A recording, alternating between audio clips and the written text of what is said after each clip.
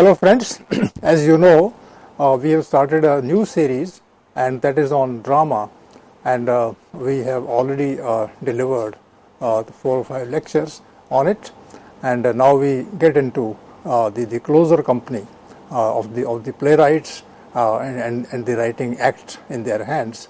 And for today's discussion, we have Professor Richa Bajaj, who teaches English literature in Delhi University's Hindu College, and she'll discuss with us the playwright, the Swedish playwright August Strindberg.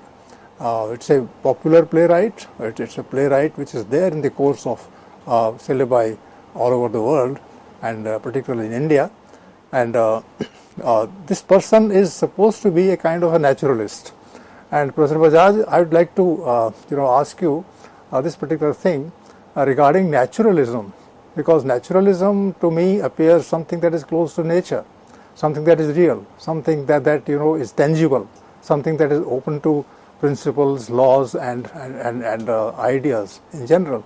So how do we interpret this word naturalism in the context of drama for the benefit of the students? Thank you, Professor Prakash. You're right there that naturalism draws its inspiration from science, from nature and the laws of nature, and I think in that this is the context of the larger 19th century that we are speaking of. Think of Darwin in the background, think of all the scientific discoveries that are taking place, the innovations that are taking place at the time, and the idea that nature, there are two particular ideas that actually, so just as because there is so much of turmoil and so much of change taking place in the 19th century in terms of class ideas, in terms of science, in terms of women's movements. So there is a kind of an awakening in the 19th century with respect to the way life has been lived. As we see in this century, Christianity is receding in the backdrop, and in its place science is taking hold of people's minds and imagination. So you find fiction, theatre also moving in that direction. Think of Frankenstein as one of the literary works that is based on a scientific inquiry and the future of science. So in this background, it is only natural that literature also picks up these aspects for interpretation and representation. So what really happens, I believe, in the 19th century is that writers also seem to think that art or rather literature or writing and theatre in particular, where as we are speaking of theatre, needs to be elevated from the category of art per se and move in the direction of science and be seen as a science where analysis, the word that often these naturalists use, the naturalist playwrights used, was a kind of a vivisection of the character, where you dissect the character, where you analyze the folds, the characteristics of a character, so to speak, and the character is not a fixed form then, and it operates by the logic of nature. Just as there are laws in nature, so human beings also operate by these laws, and automatically think of Darwin's idea that you grow and you adapt in the environment, and the environment makes you struggle, and it's the survival of the fittest. So you are saying two things. One, that 19th century is the century of science, right, and secondly that till the 18th century the word naturalism may not have that kind of meaning and significance as it attained in the 19th century. Right. So the point that I was trying to make here was that one, there is a kind of a scientific inquiry and awakening that takes place in 19th century, and two, how environment suddenly becomes an important topic of discussion. Environment in the sense where one is adapting, where one is growing, where one is born, and what one becomes. So with Darwin's interpretation, one, of course, the larger atmosphere of positivism, of science being applied to literature, of utilitarianism, of practicality, pragmatism, all sorts of these kind of ideas are already in vogue in the 19th century in Europe. But what I'm also trying to say is particularly Darwin's idea that one is not fixed in the form that one is born in, that one is constantly adapting and changing, and there is a kind of social ascendancy possible through Darwin's interpretation, that just as we've come from the apes, right? And Strindberg in his play The Father really says that, perhaps we came from the ape, but men and women came from different species. So there are two interesting angles in Strindberg. One is a very problematic angle of his engagement with women characters and how he sees women at the time. Particularly his view of women's movement is, has made critics call him a misogynist in many ways, and his statements can be definitely interpreted in that manner. He is drawing a line between men and women. Men and women. As different species. As different species. Okay. And it's a character in his play The Father, where the character says that, well, perhaps we came from the apes, but certainly men and women came from different species. So he believes in the superiority of men at the time, Strindberg that is. So in that sense, he's received a lot of flack from women critics.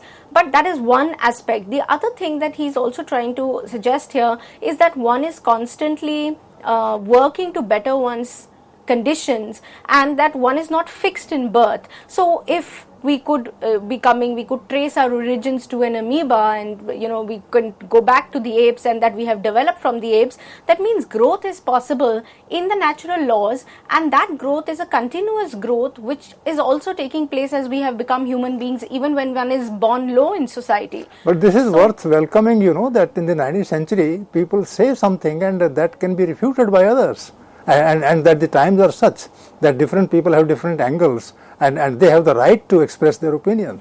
Right, in the sense, you see, I do believe, for the very first time, so I also feel that what Strindberg really says, his preface to Miss Julie is a very famous preface, almost like a manifesto of his dramatic theory that he uses. So what he says in the preface and how he projects the character in the play, they are two different things. When he projects the character, then he's a sensitive writer. I didn't think him to be really a misogynist. I saw a problem that he was trying to engage with in the play, but when I read the statement, I wasn't even sure if he was serious about what he said, because he seemed to be venting a kind of a feeling which was not founded in the play. So I think when he writes the play, and when he's a writer, and when the play is written, right, let's put the writer in the background. When the play is written, then the play has multiple meanings, and there is enough scope for characters there. But the statement, in a way, can be misconstrued, or that's the viewpoint of the writer outside the text. Would you say that the writer is subjective, but the writing is objective? Yes, that is true. He's trying to be objective, and that is one of the features of naturalism. In fact, naturalism, is based on this idea of objectivity and factuality, that and faithfulness to truth. So there is also this kind of a attempt, or this kind of an effort made to project a kind of a faithful record of things as they exist in life. So when he becomes close to objectivity, when he pursues objectivity, there is much scope to this kind of, he is sympathetic to the character. You are using a different vocabulary in the context of the 19th century. You are talking about truth, you are talking about objectivity, you are talking about facts, and these things were not discussed that way in the previous centuries. Yes, that is true, but then that is again, I feel often we pitch naturalism against realism. What I find is naturalism is the first step towards realism, is a necessary step towards realism, because it takes into account detailed descriptions of things, trying to remain close to truths and facts, also the complexity of character, the complexity in situations, the complexity of motives is very important for Strindberg. He doesn't want to give flat characters. He doesn't want to also make it a kind of a unilinear sort of an approach, or give it a motive which is just one motive to a thing. There are multiple motives, and you only have to skate the surface, and you only have to scrape it and go deeper, and you reach realism. So I think naturalism and realism are really not opposites in that sense. It is the first step towards realism. Where probably naturalism stops is where realism just pushes the boundary further. A place where, if of course, there is one major difference where I'd say that naturalists don't, it's particularly to do with the end. So the naturalists towards the end do not want to give a kind of an idealist approach, or don't want to necessarily bring in some kind of an idealistic future, whereas the realist attempts to find potentiality for a positive outcome. So more often than not, you find that the naturalists stop short at where the character is supposed to grow. There is no as such a turn or a reversal or a kind of a change that occurs there. So there is a progression. So what you can see glimpses of a character's tragic end in the beginning, and the play ends with a tragedy. Since you are talking about Strindberg, and Strindberg is an individual writer coming from Sweden, so tell us something about this writer, his background. So you see, he's a Swedish writer who, again, in Sweden and the Scandinavia really, there was a lot of 1880s particularly when he's writing all this. He begins writing earlier, but he's working as a journalist, and he's working as a teacher, and he's not received, his plays are not received very well in his own country, because it's still conservative.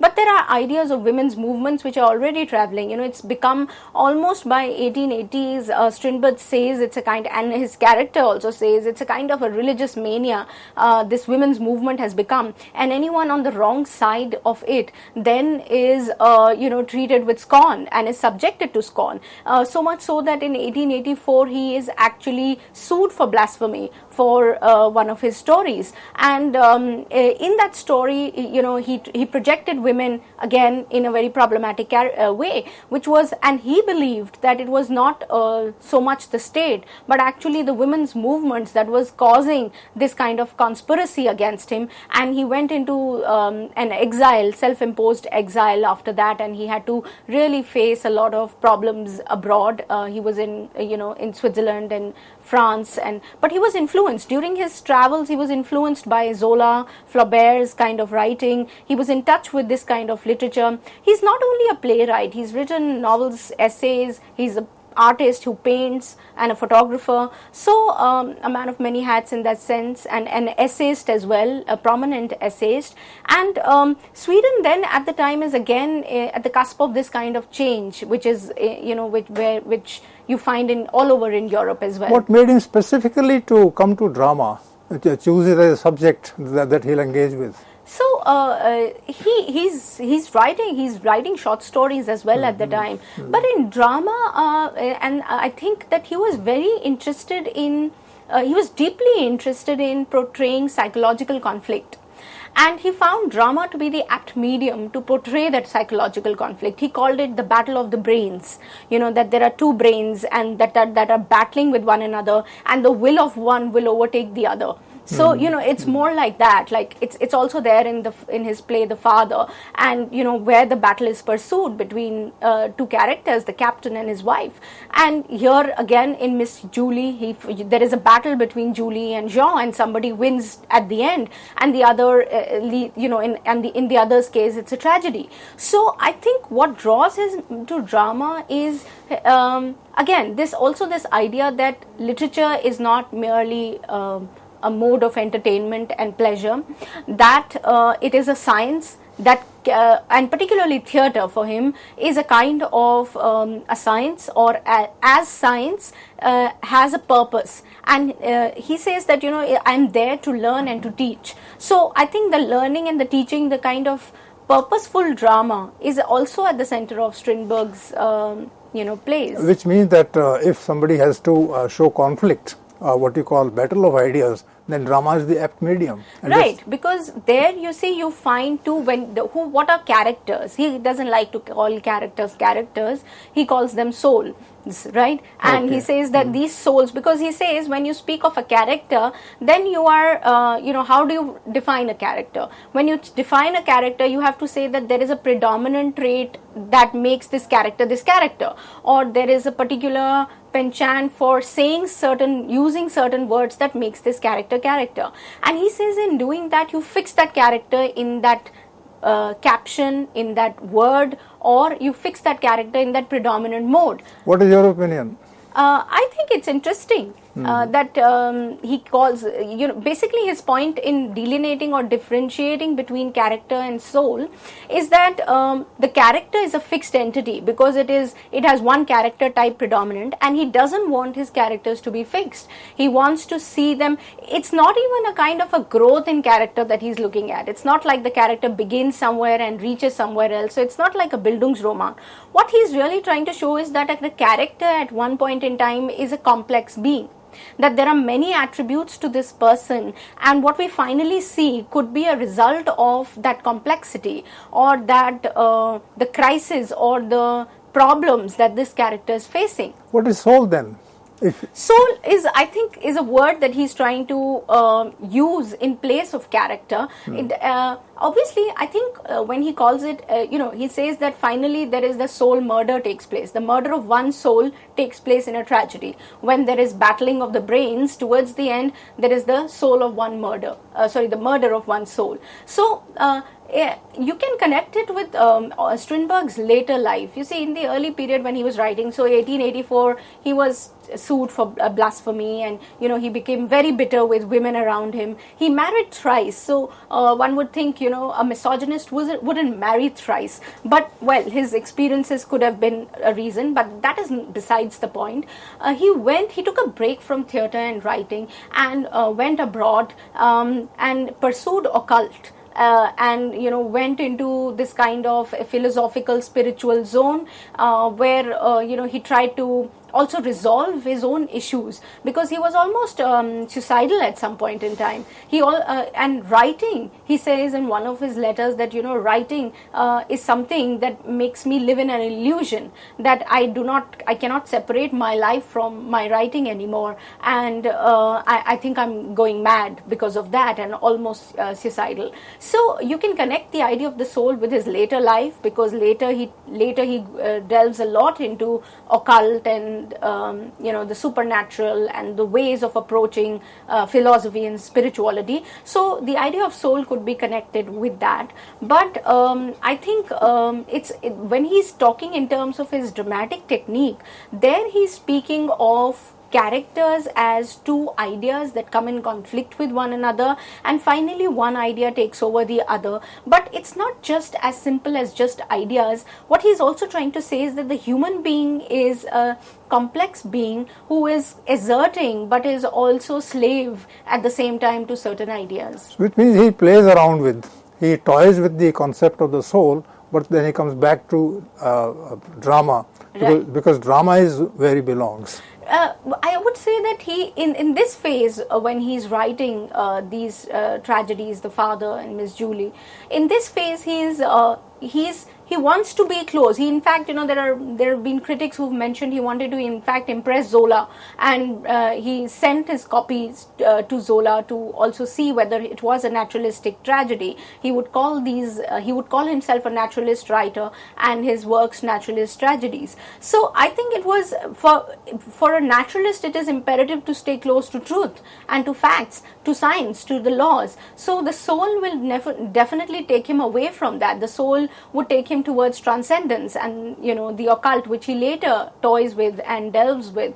But I think that the difference is between sticking to reality or moving away from it in the direction of the soul. So there is a kind of a psychological and also physically present violence or conflict that is evident in his plays, particularly The Father and Miss Julie. There is which means that there is a kind of a conflict between soul on one side and drama on the other, character on the other, and that this person is just exploring the territory that doesn't belong to him. So he finally comes back to drama, to reality, to truth, something that that surrounds him.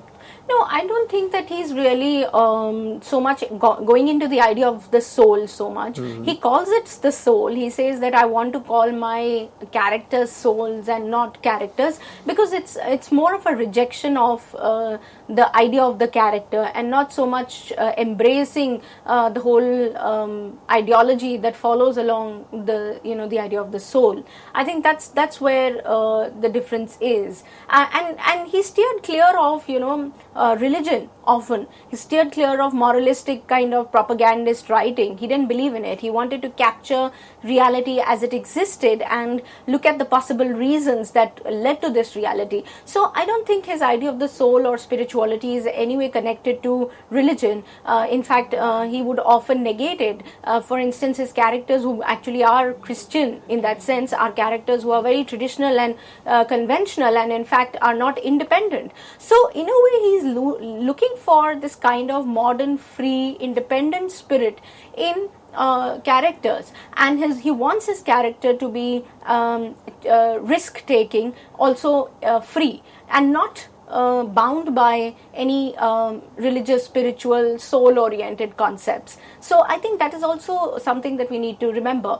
And one could say that, because now that's the flip side of it really in naturalism.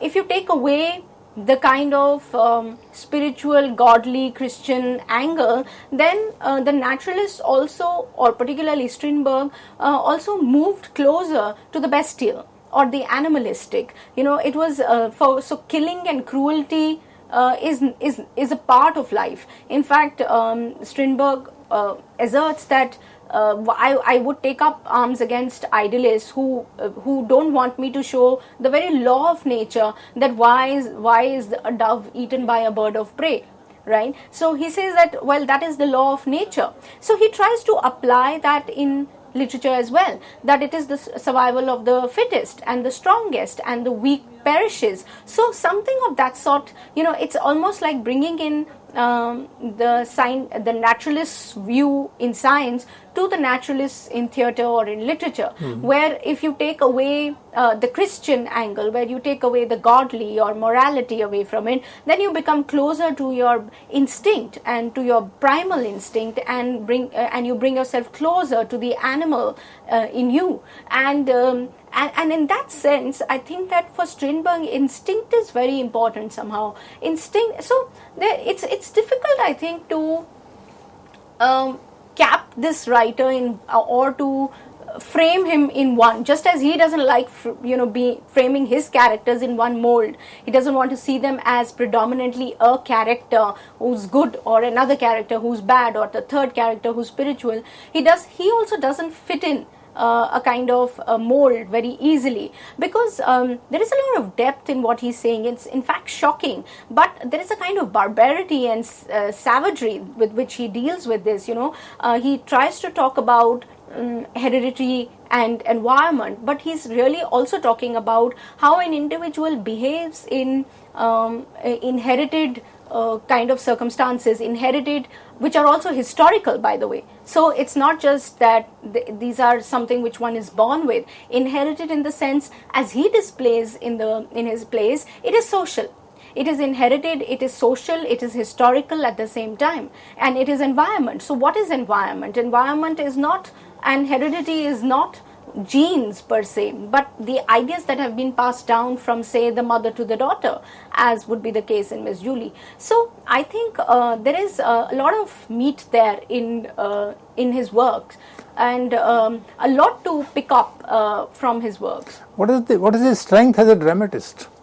As a dramatist, I think he's experimental, and he says that I'm experimenting with the form. So he's known as the first Swedish modern playwright, or naturalist playwright, and who's experimenting with form. So he particularly, again, in his essays, mentions that he does away with, for instance, acts and scenes, and tries to make a condensed kind of a drama, right? And it is this condensed drama that he wants to pitch forward, where the scene carries the audience with the moment of crisis, and doesn't give break or relief to the writer. I think that is his strength as a dramatist, that he's constantly experimenting with the form, the setting, and of drama, and also adding different forms within his own theatrical practice.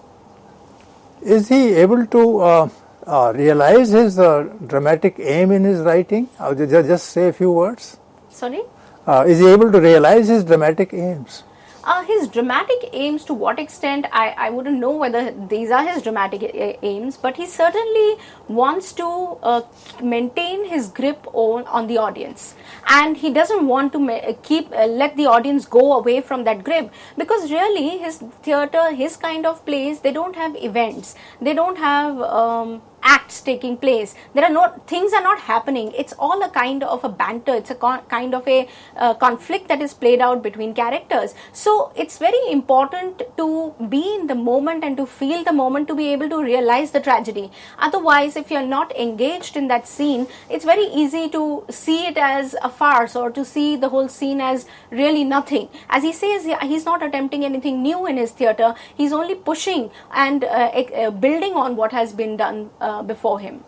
Friends, you've had a very interesting discussion about August Strindberg and a general view of it, in which Professor Richa Bajaj talked about the background, talked about the conflicts of the person, talked about the conflicts that were inherent in his writing, and that takes us to finally the plays that he wrote and the appeal that he made to the audience, and that will be taken up in the next discussion. Till then, goodbye.